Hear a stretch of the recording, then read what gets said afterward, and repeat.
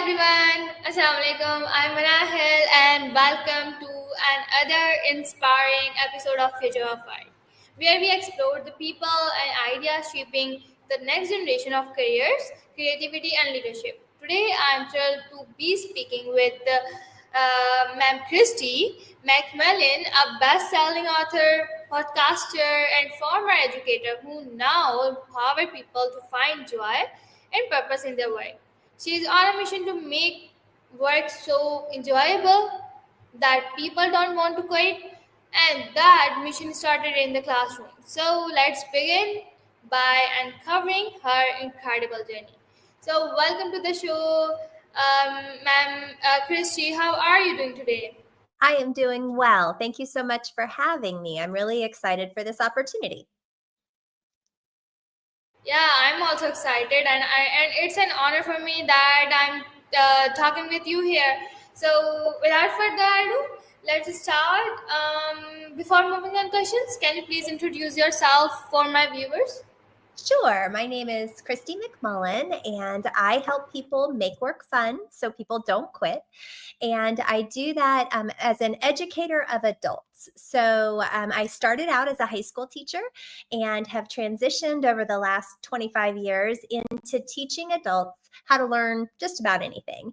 And so I'm an adult learning expert who works really hard to make sure that learning is fun so that it can stick. That's actually the name of my book, is Learning Can Stick. And the idea is that it is important that people remember what you say. So how can you do that in a way that anybody can grab what you want them to grab? All right, thank you so much for your fantastic introduction. So now let's move on to the questions. Sure. So my first question is on your screen. Chris, take us back. What inspired you to begin your career in education? Oh, I always wanted to be a teacher. Ever since I was a little girl, I used to line my stuffed animals up and pretend that they were my students. And I had a full-size chalkboard in my classroom. And my classroom was my bedroom. So I loved learning, and I wanted other people to be able to learn from me too. So I started out as a high school teacher and loved every minute of it. But after doing so for 6 or 7 years, I was promoted to start teaching teachers. And I didn't know that I would love that, but I loved that even more. And it gave me an opportunity to make people better in their classrooms to affect that many more students. So in the United States, when you're a teacher at a high school, you have about 125 students a day. And then all of a sudden I was working with hundreds of educators. So I was able to multiply that reach from just my 125 kids to everybody else's students as well. And I loved everything about it and still do. So now I train nationally and work with an organization that helps students have options after they graduate by making educators better at what they do. That's incredible. That's mean you are passionate about it. You want to be a teacher, and your room was a classroom, right? Yeah, It that's really incredible. Yeah, Yeah, it's that's fun. incredible. Yeah, thank you so much for your answer. So now let's move on to the next question. Thank you so much for your answer. So my next question is on your screen. Was there a defining moment when you realized you were meant to do something more beyond the school system? Yes. So my first transition out of the school system was to a private organization that worked with school systems. So I didn't leave education altogether yet. But then I realized that what I was teaching teachers was actually something that every business human on the planet needed too. So I started teaching in the business sector instead of in the education sector. And that's really where I found my passion. Because if you think about it, no matter what industry you're in, you're teaching people things all day long. And most people aren't very good at it because nobody's ever shown them how to be good at it. So I help people figure out how to be good at it by making interactions safe, logical, fun, and memorable. And those are the things that I teach to the business people who need to be able to get their point across in a way that people remember. So that transition was actually really natural because we're all teachers. We just aren't all trained to be teachers. You're right. Thank you so much for your answer. So, how did the shift from education to business happen for you? Was it intentional or something you discovered over time? Good question. Both. So it was intentional in that I said, you know what, I'm going to write a book and I'm going to make the book not for educators, but for people who train people. And when you think about that, that's every industry, right? So when I wrote the book, my purpose wasn't to make teachers better, although it does. If a teacher reads it, they're going to learn what they should do in the classroom, but they actually really benefit from it in the business space. So that opportunity to think about things differently from just one classroom, one teacher, to a boardroom, to a CEO in charge of 300 employees, to somebody who's running a meeting, all of those same rules that applied in the classroom apply in that business space. So the book really walks people through what is it that I need to do differently to be able to get people to do what I need them to do, which I think is every leader's goal is to get people to do what they need them to do and do it well. All right, that's mean you are a great leader. So thank you so much for your answer. So, what's lesson from teaching have helped you most in your work today with professional and businesses? Mm. Number one lesson is that people are human first, right? Sometimes we think, well, I teach science or I teach business leaders or I teach whatever. And I would disagree with all of those answers. You teach humans how to learn science. You teach humans how to be better in your business. And so when you remember that it's humans first, that changes everything. And great teachers know that students are humans first. So I think that's what I've carried into the business space is to treat people like human beings, not assuming anything. I think we make a lot of assumptions when we're at a conference, for example, and we are supposed to speak about a topic for an hour. We think all we really are supposed to do is transfer that information. And the reality is you're supposed to make people feel something. You're supposed to make people understand what you're sharing with them because they need the information. You already have it. You're the expert. So I think the number one lesson was that as an educator, I need to treat them as treat the people I'm talking to, whoever that might be, as human beings and minister to them as humans first and foremost. After that, everything else is secondary. So that's the biggest lesson I think I took from education into the business space. All right, thank you so much for sharing what you have learned. So, thank you so much for your answer. Now, let's move on to the next question. My next question is on your screen. You talk about making world so making work fun so people don't quit. Where are some practical ways? What are some practical ways organizations can enable and joy into their culture without losing productivity? So I would argue that having joy at work actually increases productivity. And Harvard University agrees with me. So Harvard did a study on joy and discovered that employees who had joy, who were happy at work, were 31% more productive than those who didn't. And so it's really mandatory. If you want your employees to do well, then you need to find joy for them. And then the way that I recommend you do that is you first have to define fun, because what's fun to you and what's fun to me aren't going to be exactly the same because we have different personalities. But there are 3 traits that are fun for everyone. So if I had to define fun, I would say that it means people feel valued and appreciated, that they have a voice and they're allowed to use it, and that they're able to leverage their talents for the greater good. So what does that look like in the workplace? Valued and appreciated means that you are saying thank you to the people around you, that you are making sure that somebody knows that you appreciate the work that they're doing. Thank you so much for your hard work on that project. You did a really great job. I really appreciate it. Those words matter. It's not about giving somebody the best parking space or giving them a gift card. It's about saying thank you somehow every day. So that's the first one. The second one is giving people a voice and letting them use it. We frequently do unto people instead of doing alongside people. And what I mean by that is when I'm done unto, I don't have a voice in what's happening. I don't get to say, I think we should turn the paper this way instead of that way. Or if we were just to move this building, this entry to the building over here, it would be so much easier to make the work flow. So we have to listen to our people, and giving people a voice is really important if you want it to be fun. And then the last definition of fun is that people are able to leverage their talents for the greater good. Everybody comes with a different set of skills.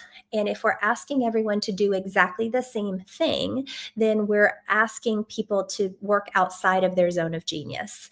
What if we asked people what they were really good at and then let them be focused on those things instead of forcing them to be good at things they really hate? So it is fun at work to make sure that people are able to live within their zone of genius. So your question was about how do you bring joy to work and keep productivity up and make work fun? You have to value your people, you have to give them a voice, and then you have to leverage their talents. Every once in a while, you need to play some music and make people laugh too, because that's actually the only time that your brain fires neurons, when you feel something. So are you making people feel something at work? And if it's a bad something, that actually makes them run faster in the other direction. So how do you make them feel something positive? All right, that's incredible. Thank you so much for your answer.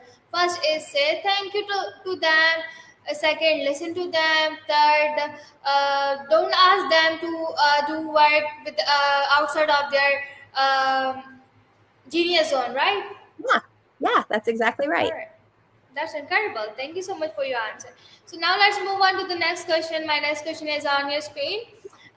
In today's evolving work landscape, especially with remote and hybrid models, what does productive joy look like in action? Oh, I'm glad you asked. So here's the reality. Everybody has their own personal definition of productive joy. One person might think that it's flow, and it's just when you're in that zone and you're doing really great things. Other people might say it's peace. Other people might just say it's when I'm doing something I really love. So first you have to know what the definition of productive joy for your people might be. And then you have to allow them to act on it. So the question about hybrid workplaces or remote workplaces or face-to-face, you have to cultivate this kind of relationship with your people. So in meetings, let's say it's hybrid or virtual or something like this, are you the only one talking? Or are you letting your employees speak too? Do you put them in breakout rooms? Do you give them a voice? Or are you the only voice that's out loud? That's a really important way that you can create productive joy. Another way you can create productive joy is to find out what people love and then let them do more of that. So, as an example, some people are really, really good at numbers and data and spreadsheets. So, let them live in that space. But other people are really good at interacting with humans and talking to people and sales and those kinds of things. So let them live in that space as well. Be thoughtful about where people are best and then let them serve in that space. That's productive joy. The other thing that I think is so important and so underutilized is just allowing people to recognize that fun and work are not mutually exclusive, right? We think, okay, I'm having fun. Oh, now I have to go to work. Those two things can actually come together. So let people laugh, tell a corny joke, be in a space where people enjoy coming to work. Because if they enjoy coming to work, they will give you the best versions of themselves. That's so deep answer. Thank you so much for that answer. So now let's move on to the next question. My next question is on your screen. When you first started in the business world, did you face any resistance or self doubt? How did you overcome it? If yes, The answer is yes. And it's not just when I first started my business, it's every single day. So I think that imposter syndrome is real. Feeling like you're not worthy or you're not good enough or that people won't listen to you. I think everybody faces that in some way or another. Some people are better at hiding it than others. But the reality is, we've never done this before. Every single day when we wake up, it's a brand new day of I've never done this before. Now, there are things you've practiced that you get better at. And that's what I'm finding in the workspace is I'm getting better at telling people what I do, or better at explaining our business, or better at approaching people, better at being interviewed on podcasts because I've practiced. But that doesn't mean that every day isn't a brand new day. I've never been exactly this age before. You've never been exactly this age before. So it's giving yourself grace and recognizing that it's okay to not know. What's not okay is to not ask. So the number one thing that I've learned in this process is it's okay to not have the answers, and it's even more important to ask questions. So that's what I would encourage anyone listening to know and do, is that if you don't ask questions, you'll never know the right answers. So whether you're starting a business or you're working in a business or you're still in school or whatever it might be, it's okay to not know. You're not supposed to know. If you already knew, then why are you doing this new thing? It doesn't work like that. So be okay with not knowing and give yourself a little bit of grace. All right, you are right. Thank you so much for your answer. So now let's move on to the next question. My next question is, how do you help people reconnect with their purpose when they be lose motivation or feel stuck in their career? Good question. So the first thing is to get to the bottom of what does motivate people. We sometimes say, I want to be successful. Well, what the heck does that mean? Does that mean lots of money? Does that mean being happy in your job? Does that mean not working on weekends? What's your definition of success? So step one is to figure out what your values are. What is it that I value? What is it that I'm calling success? And how do I get more of that? And then the second is to ask them what's getting in the way right now, right? There's a reason why they're not flourishing in the space that they're in. So how do we make them flourish? How do we give them the space where they can do better and feel better about what they're doing? And that's not always an automatic answer, right? Sometimes it's very simple to fix, but that does not mean it's easy. It just means that the formula for getting to where they want to be is pretty clear. It's the changing of action that matters. So my company that is on the screen is called AIM, right? And we help people analyze their current systems, improve on those systems, and move towards change. But what happens is we spend a lot of time analyzing and saying, oh, I could do this and I could do that. And what if I did this? And then we might get to the improve phase where we think about, okay, and I'm going to do this thing differently, but we rarely move. We don't actually change practice. And the reason is because it's scary to do things differently. And you have to if you want to change your practice. So it actually takes 18 times of doing something in front of others to master it. But what we tend to do is try it once and go, oh, that was a train wreck. I'll never do that again. So I would encourage people to, one, figure out what you would call success. What's your definition of success? What's your definition of meeting your values? And then step two is to choose to do things differently so that you will get different results. And then give yourself grace, back to that word grace. Give yourself grace because it's not going to be perfect the first time. Yes, you're right. We cannot be perfect in the first time. You're right. So thank you so much for your answer. So now let's move on to the next question. My next question is on your screen. Have you ever had to unlearn something from your education background in order to grow as an entrepreneur? Yes. The biggest one is knowing my worth and my value. So in the United States, particularly, educators aren't paid very well. And they don't always realize how much they're doing that is above and beyond what most people do or give or create. And so the thing that I had to unlearn is that I am worth monetary value as well as non-monetary value, and that's okay. I think that most educators underestimate the brilliance that they have because they will often say, I'm just a teacher.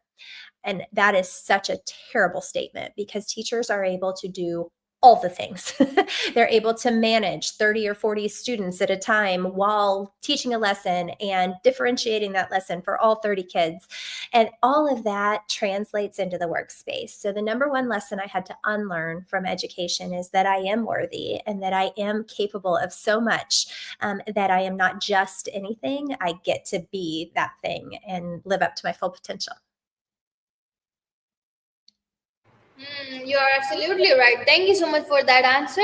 So now let's talk about the future. So what does the future of work look like to you, especially when it comes to balancing fulfillment, creativity, and mental well-being? You ask some really great questions, and I love this question. So, I don't think there's any such thing as balance. I think it's about priorities today, this day. So, I think every single day you have to decide what priorities are going to be in the front and center of your mind on that day. You have to do that daily because today it might have something to do with family, and tomorrow it might be focused solely on work, and the next day it might be a little bit of both. So, something that I don't think my generation does very well, but your generation is doing a better job of, is that it's okay to not work every minute of the day. It's important that you recognize that there be some sort of balance, even though I just said there's no such thing. So, the way I like to describe it is it's a lot like juggling. And we are juggling glass balls and rubber balls at the same time. Right? If I drop a glass ball, it's going to break. If I drop a rubber ball, it's going to bounce. So I have to figure out which are which, right? The glass balls need to be protected really carefully. That would be my family, my career in certain instances, right? All of the different components that I think are most important. And those rubber balls are the meetings that I might be a little late for, that I might miss, or that I might listen to the recording of instead of being there live. That's okay, because that ball will bounce, right? So your question about balance is really about recognizing what's most important and how do I protect those things fiercely so that I don't drop those because those can't be repaired.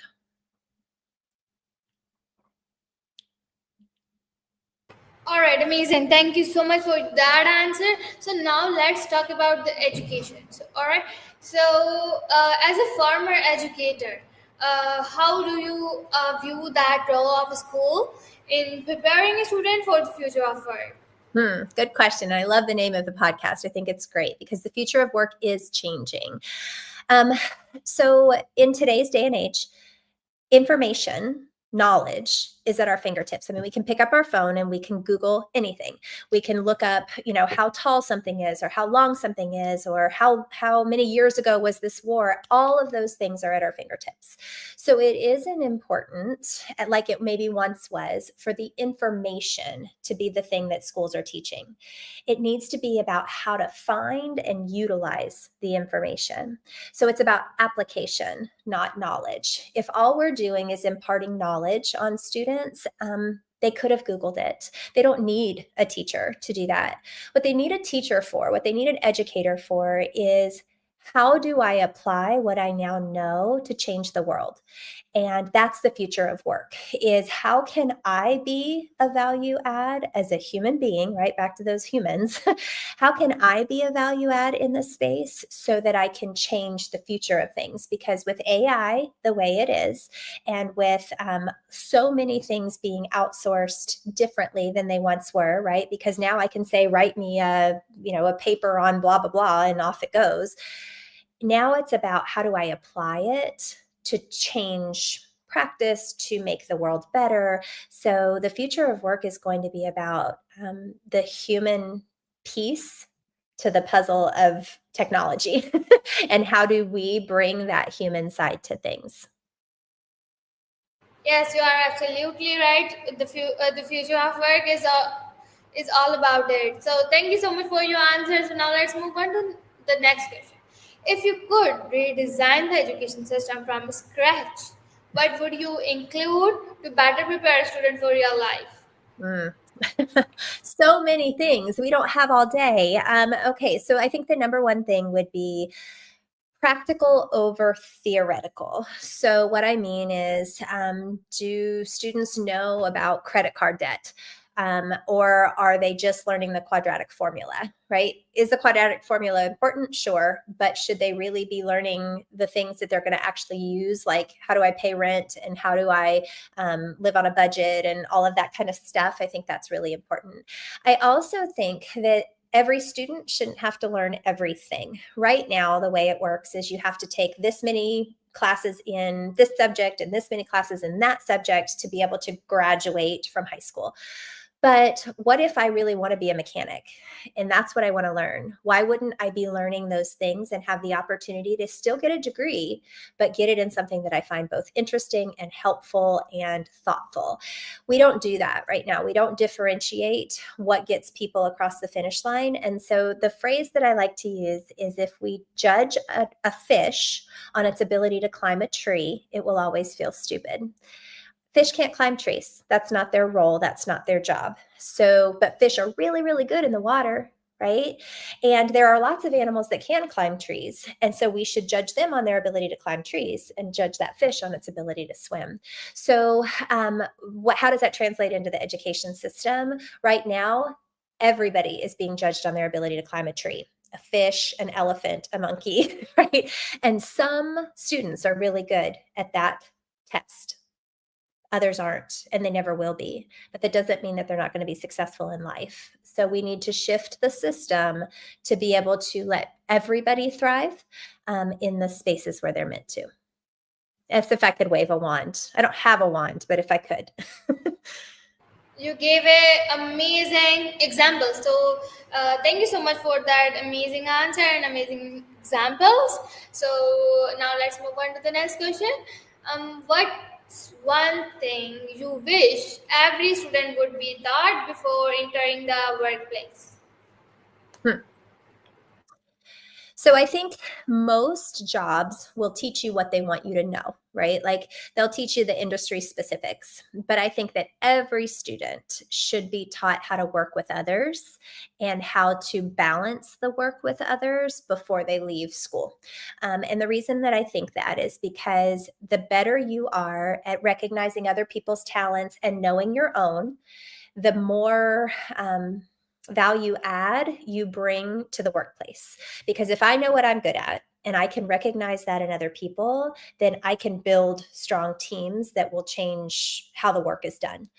If I don't know my own talents and I don't look at other people to see what they're good at, then all I'm ever going to do is fit inside this one box. And there's just not enough work in that one box for somebody to be successful there.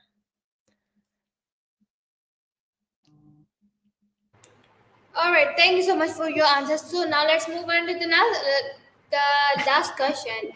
Last question. Yeah, looking back, what advice would you give to your younger self, just starting as an educator, knowing the journey ahead? I think what I would tell my younger self is, don't be afraid to ask questions or to not know answers. I think I came out of college thinking I was supposed to have all the answers and that this was what my path was going to look like and it was never going to change. And then I got thrown a curveball. Here, Christy, try this, do something a little different. And that felt very scary because all of a sudden I went from knowing what I was doing to not knowing what I was doing anymore.